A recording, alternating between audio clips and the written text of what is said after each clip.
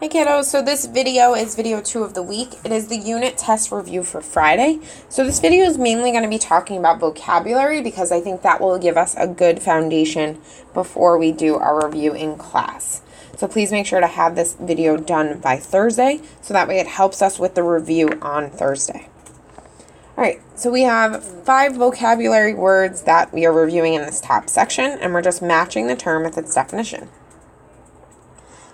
So, a function whose graph is not a straight line.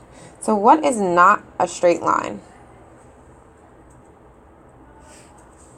Okay, and I see the word nonlinear function. So, I'm going to write in nonlinear function.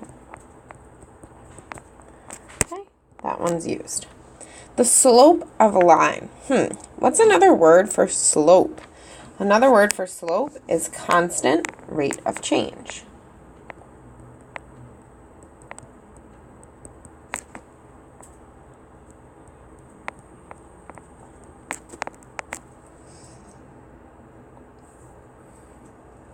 A relation in which each input has exactly one output. That is function.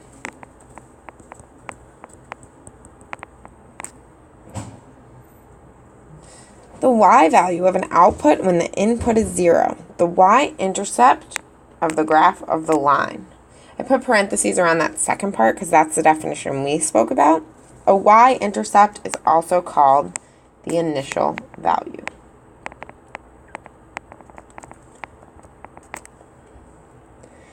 A period of time between 2 points of time or events. That is, last but not least, interval. Okay, so for this next part, I want to think about those definitions, and I want us to draw a picture for those vocabulary words. All right, I'm going to skip function for just a minute. Not a function, I'm also going to skip linear function. Linear functions we know are straight, and no matter what direction they are in, they don't curve at all. Nonlinear function is a curve, so maybe it looks something like this, or like this.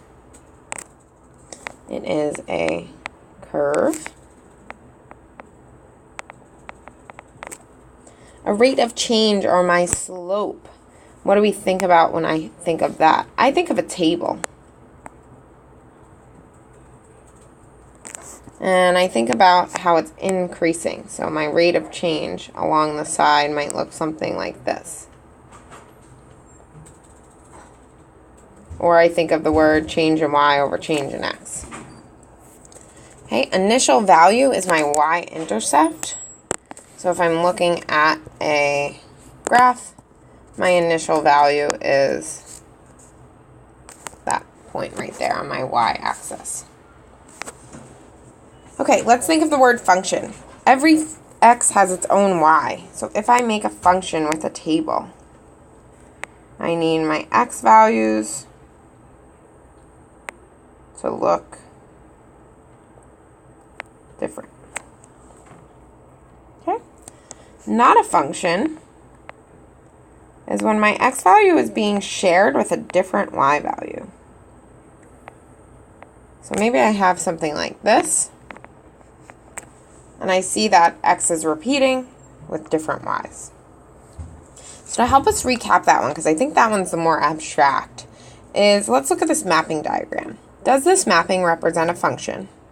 Explain your answer. So when I see a mapping, I like creating them into tables. Let's do a table this way.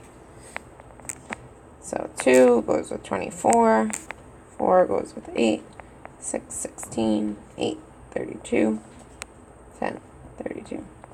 And then once I look at my table, I want to scan my x values. Are any of my x values repeating? No. So no matter what happens with my y values, even if they're repeating, it is still a function. So this is a function because every x value